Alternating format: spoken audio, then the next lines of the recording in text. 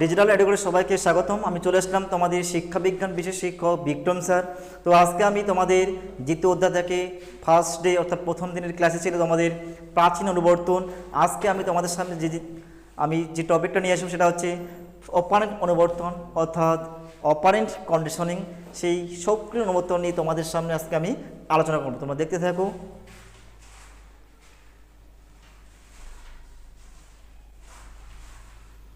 প্রথমে রয়েছে আমাদের অপারেন্ট অনুবর্তন অর্থাৎ অপারেন্ট কন্ডিশনিং, নাম বাংলাটা হচ্ছে অপারেন্ট অনুবর্তন।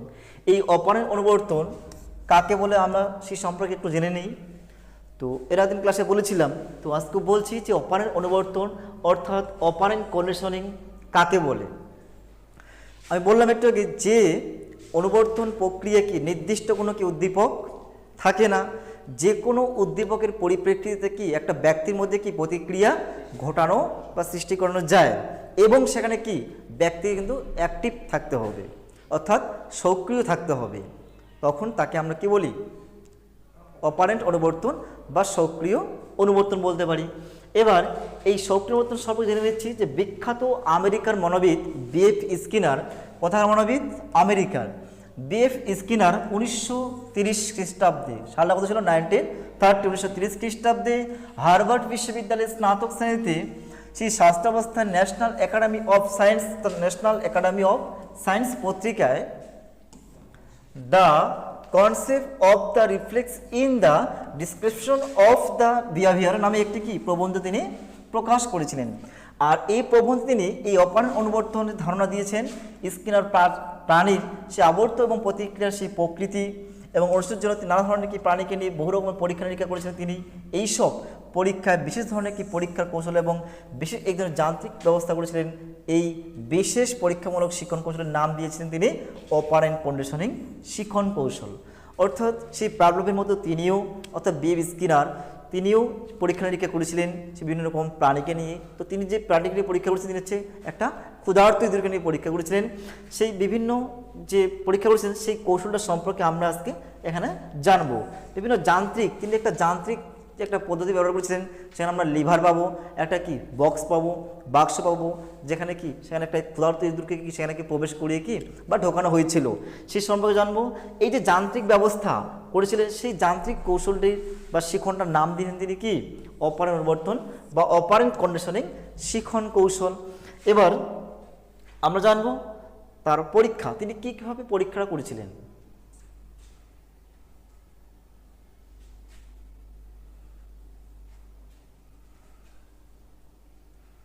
এবার তিনি যে পরীক্ষাটা করেছিলেন, এক্সপেরিমেন্ট করেছিলেন, যে স্কিনার 1932 খ্রিস্টাব্দে অপারেন্ট অনুবর্তন অর্থাৎ অপারেন্ট কন্ডিশনিংয়ের যে পরীক্ষাটি করেছিলেন এবং পরীক্ষাটি নিয়ে তিনি নিচে বা আলোচনা করেছিলেন।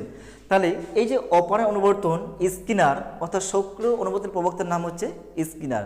সালটা ছিল 1932, 1932 খ্রিস্টাব্দে সেই অপারেন্ট অনুবর্তন অর্থাৎ অপারেন্ট কন্ডিশনিং এর পরীক্ষাটি করেছিলেন এবং এই পরীক্ষাটির নিচে আলোচনা করা হলো।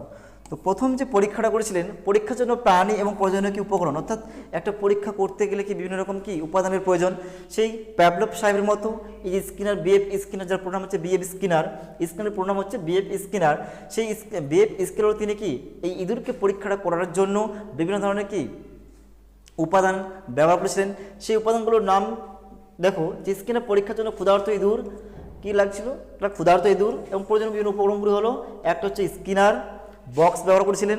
স্কিনারের নাম দিয়ে স্কিনারের যেহেতু বক্সটা তার নাম হচ্ছে স্কিনার বক্স, যেহেতু স্কিনারের বক্স তার নাম স্কিনার মনোবিদের নাম অনুসারে তার বক্সটার নাম হচ্ছে স্কিনার বক্স এবং ট্রে আর কি খাদ্যবস্তু এবং একটা কি লিভার রাখা হয়েছিল, যাকে আমরা কি বলি সুইচ বোর্ড বলি।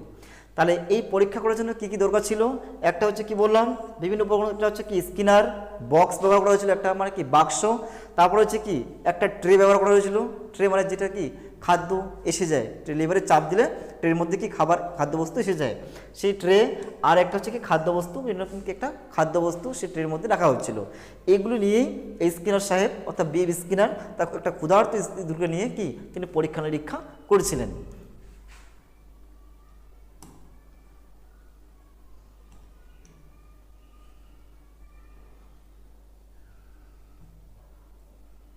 তো দেখো এবার এই যে স্কিনার বক্স, সেই স্কিনার বক্সের বর্ণনাটা দেখো।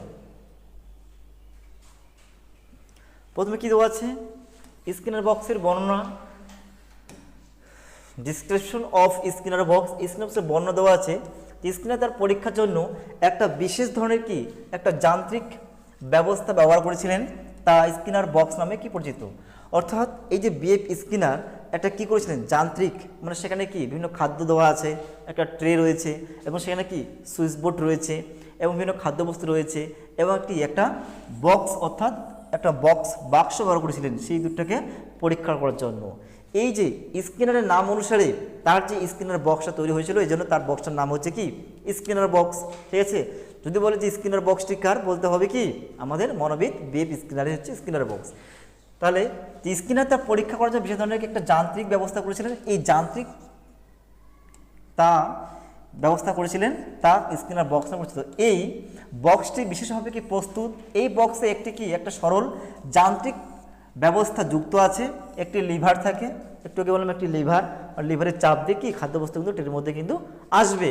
একটি লিভার থাকে এবং লিভারটিতে সে চাপ দিলে তার সামনে কি একটা ট্রে খাদ্যবস্তু এসে যায়, বুঝছে একটা সুইচ বোর্ড, সেখানে চাপ দিলে অটোমেটিক কি সেই ট্রের মধ্যে কিন্তু খাবার কিন্তু চলে আসবে।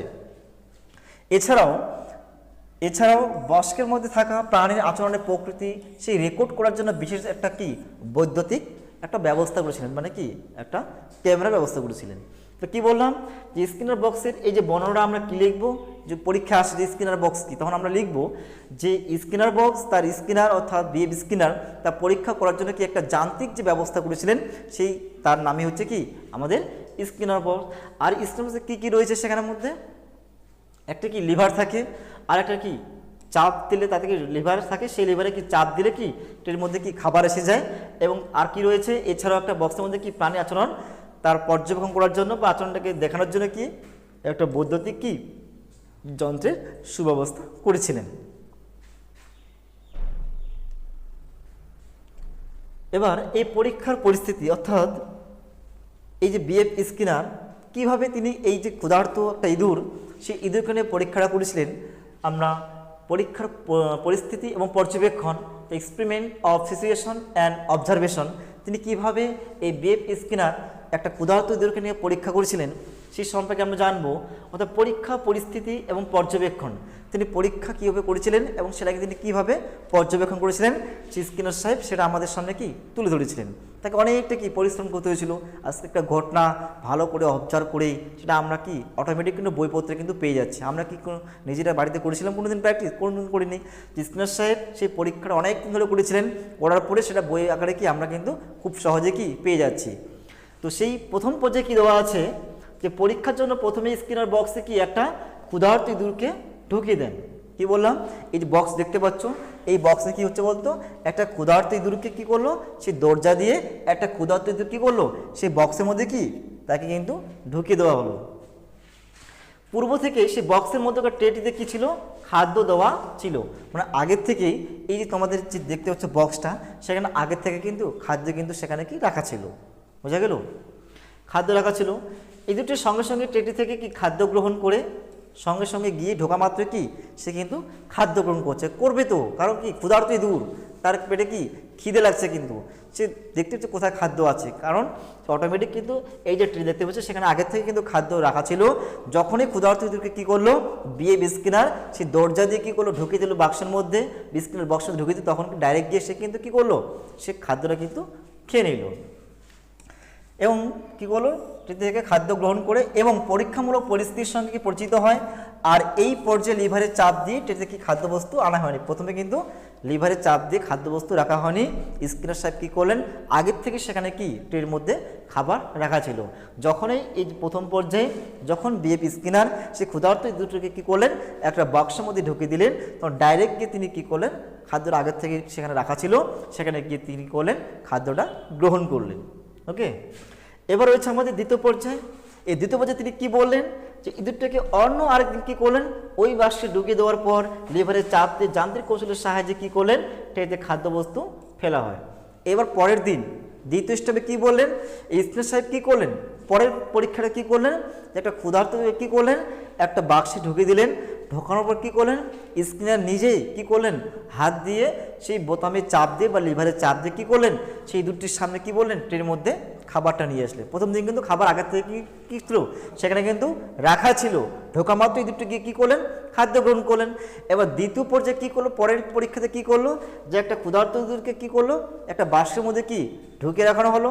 ঢোকানোর পরে কী করলো, স্কিনার সাহেব কী করলো, নিজে সুইচ টিপে কী করলো, ট্রের মধ্যে কি খাবার এনে দিল। তখন কী করলো, ইঁদুরটির সঙ্গে সঙ্গে কী করলো, খাদ্যটাকে গ্রহণ করলো। এই পর্যায়ে স্কিনার নিজের কি লিভারে কি চাপ দিয়ে কি ট্রেনের মধ্যে কি খাদ্যবস্তু ফেলে দেন। এখানে কি ইঁদুরটি কোনো কি প্রচেষ্টাই ছিল, ইঁদুরটি কি কোনো প্রচেষ্টা ছিল কি, সে কি চেষ্টা করেছিল খাদ্যের জন্য, না। ঢোকা মাত্র কী করলো, স্কিনার সাহেব সে নিজে হাত দিয়ে কি বোতামে চাপ দিয়ে সেই খাদ্যবস্তু কিন্তু কী করলো, সেই ট্রেনের মধ্যে কি ফেললো। তখন সে কি ইঁদুরটি কি সেখানে কি খাদ্য খেলো। এবার বলছে বক্সের পরিস্থিতি এই সম্পর্কে ইঁদুরটিকে কি তাকে কি করানো, একটা পরিচিত করানো হলো। বোঝা গেল? তাহলে প্রথম স্টেপ দ্বিতীয় স্টেপ বোঝা গেল কি না, বোঝা যায়নি? Everybody clear? No clear? Everybody clear নাকি? ইয়েস আর নো? জোরে বলতে হবে না? ইয়েস। ঠিক আছে, তো প্রথম পর্যায়ে এবং দ্বিতীয় পর্যায়ে। তো প্রথম পর্যায়ে কি বললাম, যে প্রথম পর্যায়ে কি বলো, যে একটা ক্ষুধার্ত ইঁদুরকে কি করলো, একটা বক্সের মধ্যে কি ঢুকিয়ে দেওয়া হলো। সেখানে কিন্তু আগের থেকে কি সেখানে ট্রের মধ্যে খাদ্যবস্তু কিন্তু ছিল। এই দুটির সঙ্গে সঙ্গে কী করলো, খাদ্যবস্তু সে গ্রহণ করলো। এখানে আর কোনো পরীক্ষা ছিল না কিন্তু। এবার পরের স্টেপে দ্বিতীয় পর্যায়ে কী করলো, সেই স্কিনার সাহেব কী করলো, পরের দিন সেই ক্ষুধার্ত ইঁদুরকে কি বাক্সের মধ্যে ঢোকানো হলো, কিন্তু খাবার দেওয়া কিন্তু হলো না। কী করলেন, স্কিনার সাহেব সেই ইঁদুরটির সামনে কী করলো, নিজে স্কিনার সাহেব কী করলো, সেই লিভারে চাপ দিয়ে ট্রের মধ্যে কি খাবার এনে দিল। এখানে কিন্তু কোনো কি ছিল না, বক্সের কোনো কি এই পরিস্থিতির সম্পর্কে ইঁদুরটির কোনো পরিচিত করানো ছিল না কিন্তু। ঠিক আছে, তাহলে কী করলেন স্কিনার সাহেব, দ্বিতীয় পর্যায়ে নিজে বোতাম চিপে বা লিভার চিপে তার ট্রেনের মধ্যে কি খাবার এনে দিলেন। এটুকু বোঝা গেল তো। এবার তৃতীয় পর্যায়ে পড়বো আমরা।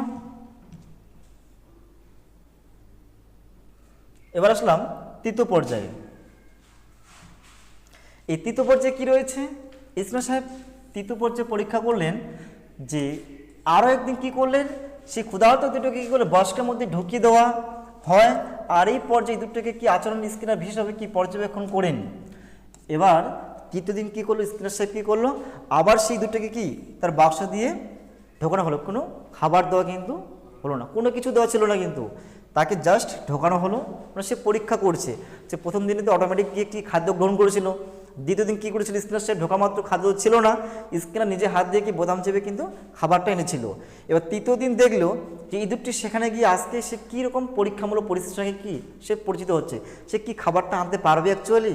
সেই তৃতীয় দিন সে অবজার্ভ করছে, মানে কি এই স্কিনার সাহেব দেখছে যে তৃতীয় দিন সে কী করলো, কোনো খাবার দেওয়া হলো না কিন্তু। ঠিক আছে, তাই ঢোকা মাত্র এই ইঁদুরটি কী করছে সেটা স্কিনার সাহেব পর্যবেক্ষণ করছেন বা অবজার্ভ করছেন।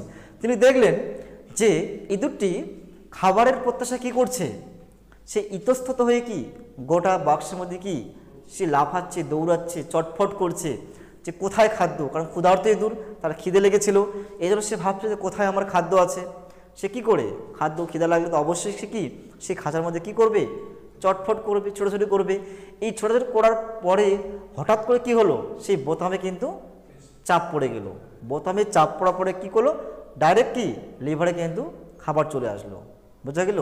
তৃতীয় পর্যায়ে কী বললাম, যে কোনো খাবার দেওয়া ছিল না, জাস্ট স্কিনার সাহেব কী করলো, ইঁদুরটাকে সে বক্সের মধ্যে কি এখানে প্রবেশ করানো হলো।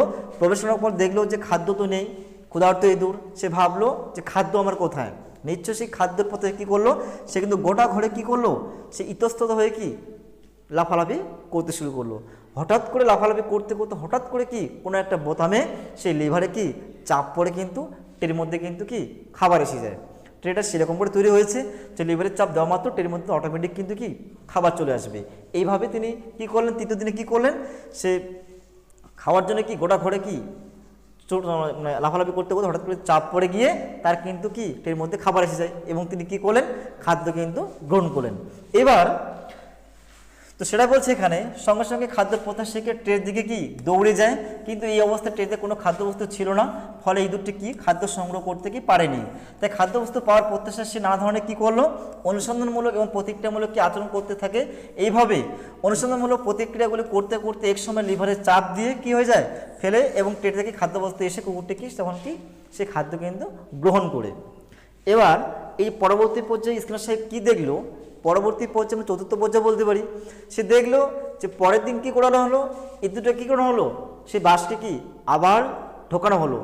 ঢোকার পরে কিন্তু সে কিন্তু আর কি লাফালাফি করতে শুরু করলো না, সে কিন্তু ডাইরেক্ট গিয়ে কী করলো, সেই লিভারে চাপ দিল, সে কিন্তু খাবার কিন্তু অটোমেটিক কিন্তু খেয়ে নেবে কিন্তু।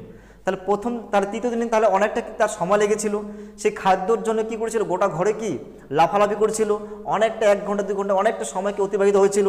কিন্তু যখনই তার কি জানা হয়ে গেল যে না লিভারে চাপ দিলে কি খাবার চলে আসে, যখন চতুর্থ দিনে কী করানো হলো, ইঁদুরটা এখানে ঢোকানো হলো, সে কিন্তু আর সময় নষ্ট করলো না, ডাইরেক্ট সেখানে বাক্সে ঢুকলো, ঢোকালো ডাইরেক্ট কি বোতামে চাপ দিল, চাপ দিয়ে সে নিজে নিজে কি খাদ্যটা কিন্তু সে কাছে নিয়ে আসতে কিন্তু পারলো। বোঝা গেল? এইভাবে তিনি পরীক্ষা সেটা দেওয়া আছে। স্কিনার এরপর সেই ইঁদুরটাকে নিয়ে কি পরীক্ষা পুনরাবৃত্তি ঘটান এবং লক্ষ্য করেন যে পুনরাবৃত্তির ক্রম অনুযায়ী লিভারের চাপ দিয়ে কী করলো, টেটে খাদ্য আনতে কি সময় কি কম লাগছে, এবং দুটি তৃতীয় বেশি লাগছিল না, খাদ্য জন্য সে গোটা ঘোড়া কি ঘুরছিল। এবার তার পরের দিন কি আর ঘুরবে কি ও খাদ্যের জন্য না, ও ডাইরেক্ট কী করবে, লিভারের চাপ দিয়ে খাদ্যকে টেনে নেবে। তো সেটাই বলছে পরবর্তী সময় কিন্তু সেই খাঁচা ঢোকালে কি হবে বলতো, সেই সঙ্গে সঙ্গে লিভারে চাপ দিয়ে ট্রেতে খাদ্যবস্তু আনতে কি সক্ষম হবে, এবং ইঁদুরটি খাদ্য পাওয়ার প্রত্যাশাকে চালিত হয়ে সেরকম কৌশল তারকে আয়ত্ত করেছে। ঠিক আছে? তো প্রথম, তৃতীয় এবং চতুর্থ পর্যায়ে বোঝা গেল কি। তাহলে আমরা যদি সহজ ভাষায় বলবো, পরীক্ষাটা যদি পরীক্ষা আসে কিন্তু এবার আসবে কিন্তু, ঠিক আছে, কারণ এটা কিন্তু সামনের বার কিন্তু আসেনি, 2025 জন্য কিন্তু ভীষণ গুরুত্বপূর্ণ। বোঝা গেল? এই নোটটা স্কিনার বক্স কি, স্কিনার বক্সের পরীক্ষাটি বর্ণনা করো এবং শিক্ষাক্ষেত্রে সক্রিয় অনুবর্তনের কি ভূমিকা রয়েছে। পরীক্ষা তোদের এটা আসতে পারে যে সক্রিয় অনুবর্তনের পরীক্ষাটি বর্ণনা করো, স্কিনার বক্স কি 2 নম্বরের প্রশ্ন, এবং শিক্ষাক্ষেত্রে এই যে সক্রিয় অনুবর্তনমূলক পরীক্ষাটি আলোচনা করো। তখন আমাদের এই আলোচনাটা লিখতে হবে, প্রথম পর্যায়ে, দ্বিতীয় পর্যায়ে, তৃতীয় পর্যায়ে, চতুর্থ পর্যায়ে দিয়ে লিখতে হবে। প্রথম পর্যায়ে কি বললাম, এই দুটোকে একটা কি ক্ষুধার্ত স্কিনার কী করলো, খাঁচা ঢোকালো, কিন্তু আগে থেকে কি খাওয়া দাওয়া ছিল, সেখানে খাদ্য খেয়ে নিল। আর দ্বিতীয় পর্যায়ে কী করলো, ক্ষুধার্ত ঢোকানো মাত্র কী করলো, সেই স্কিনার সাহেব নিজে কি বোতামে চাপ দিয়ে খাবারটা তার সামনে নিয়ে আসলো। এবার তৃতীয় পর্যায়ে কী করলো, কিন্তু খাবার নিয়ে আসা হলো না, ডাইরেক্ট কী করলো, এই দুটি ঢোকার পর কী করলো, সে বিভিন্ন গোটা ঘরে কী করলো, সে ইতস্তত হয়ে কি ছোটাছুটি করতে শুরু করলো বা লাফালাফি করতে শুরু করলো। হঠাৎ করে বোতামে চাপ পড়ে যায়, লিভারে চাপ পড়ে গেলে অটোমেটিক তার কিন্তু খাদ্য কাছে এসে যায়, সে কিন্তু খাদ্য গ্রহণ করলো। এবার চতুর্থ দিন কী করলো, সে বা পরবর্তী পর্যায়ে কী করলো, তাকে ঢোকানো মাত্র সে কিন্তু আর সময়কে নষ্ট না করে সে ডাইরেক্ট সে বোতামে চাপ দিয়ে বা লিভারে চাপ দিয়ে সে কী করলো, তার টের মধ্যে কি খাদ্যবস্তু কিন্তু নিয়ে আসতে কিন্তু পারলো। তার মানে কি সময়টা তার কম লাগলো, ডাইরেক্ট সে কি লিভারে চাপ দিল, যে না লিভারে চাপ দিলে হয়তো আমার কাছে কি সে খাদ্যবস্তুটা কিন্তু এসে যাবে। তো এইভাবে প্রথম পর্যায়ে, দ্বিতীয় পর্যায়ে, তৃতীয় পর্যায়ে কিন্তু স্কিনার সাহেব এই পরীক্ষাটি করেছিলেন, সেটাই আমাদের এই সুন্দরভাবে বর্ণনা করেছেন।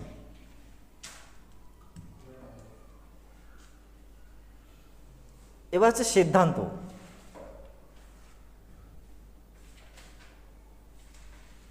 এবার সিদ্ধান্ত কি রয়েছে, সিদ্ধান্ত কনক্লুশনতে সিদ্ধান্ত কি আসা গেল, যে আচরণের ধরন বলছে এই যে স্কিনার বহু পরীক্ষা করে এই যে 1938 খ্রিস্টাব্দে 2 ধরনের কি আচরণের কৌশলের সে অস্তিত্বের কথা বলেন। তিনি বলেন যে আচরণ হচ্ছে আমাদের 2 প্রকার, আচরণ 2 প্রকার, একটা হচ্ছে রেসপন্ডেন্স আর একটা হচ্ছে অপারেন্ড অনুবর্তন। ঠিক আছে? তাহলে এই যে সিদ্ধান্ত তিনি কি বলেন, স্কিনার বহু পরীক্ষা করার পর 2 ধরনের আচরণের কথা বললেন, একটা হচ্ছে একটা হচ্ছে কি রেসপন্ডেন্ট আর একটা হচ্ছে অপারেন্ট অনুবর্তন। এই 2 ধরনের কি তিনি আচরণের কথা বললেন। তো এই যে অপারেন্ট না রেসপন্ডেন্স, এটা কি বলতো, যে আচরণগুলি প্রাণীর সম্পাদন করে যেগুলিকে বিশেষ বস্তু ধর্মে কি জানা উদ্যোগের সাহায্যে সৃষ্টি হয় তাকে বলা হচ্ছে কি রেসপন্ডেন্ট। যেমন প্যাভলভের পরীক্ষায় খাদ্যবস্তু পরিপ্রেক্ষিতে কুকুরটি লালাক্ষরণের আচরণ হলো একটি কি রেসপন্ডেন্ট আচরণ, কারণ খাদ্যবস্তু সম্পর্কে পূর্বের কি তার বাস্তব জ্ঞান। আর একটা হচ্ছে অপারেন্ট মানে কি সক্রিয়। বলছে প্রাণীর মধ্যে এমন কতগুলো আচরণ দেখা যায় যেগুলো নির্দিষ্ট কোনো কি বস্তুধর্মী উদ্দীপকের সাহায্যে ঘটে না। যে কোনো উদ্দীপকের পরিপ্রেক্ষিতে কি একটা ব্যক্তি বা শিশুর মধ্যে কি ঘটে থাকে, প্রত্যাশামূলক উদ্দীপকের দ্বারা হয়, তাকে বলা হচ্ছে কি অপারেন্ট অনুবর্তন। যেমন স্কিনারের পরীক্ষায় লক্ষ্য করা যায় যে ইঁদুরটি খাদ্য পাওয়ার প্রত্যাশা কি করে লিভারে চাপ দেওয়ার সে আচরণটি করে, এখানে খাদ্যবস্তুর উদ্দীপকের দ্বারা ইঁদুরটিকে কি আচরণ কিন্তু করেনি। বলছে রেসপন্ডেন্ট আর একটা হচ্ছে অপারেন্ট। রেসপন্ডেন্ট মানে কি, যে আচরণগুলি প্রাণীর সমাধান সে আচরণ বিশেষ বস্তু মানে জানা উদ্দীপক থেকে বস্তুধর্মী উদ্দীপকের সাহায্যে সৃষ্টি হয় তাকে বলা হচ্ছে রেসপন্ডেন্ট। আর অপারেন্ট কোনগুলো, যেগুলো কি নির্দিষ্ট উদ্দীপক থাকে না, যে কোনো উদ্দীপকের পরিপ্রেক্ষিতে তাকে প্রতিক্রিয়া সম্ভব হয়, তাকে বলা হচ্ছে কি অপারেন্ট অনুবর্তন। তো আজকে তোমাদের এই যে অপারেন্ট অনুবর্তন এবং অপারেন্ট অনুবর্তনের যে পরীক্ষাটা,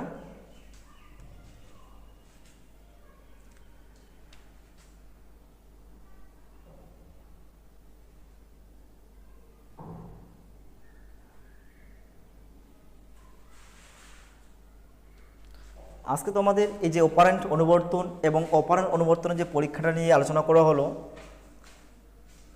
আজকে তোমাদের যে ডে 2 অর্থাৎ অপারেন্ট অনুবর্তন অর্থাৎ সক্রিয় অনুবর্তন, স্কিনার বক্স কি এবং সংক্ষেপে যে স্কিনার বক্সের পরীক্ষাটি সে সম্পর্কে আলোচনা করা হলো।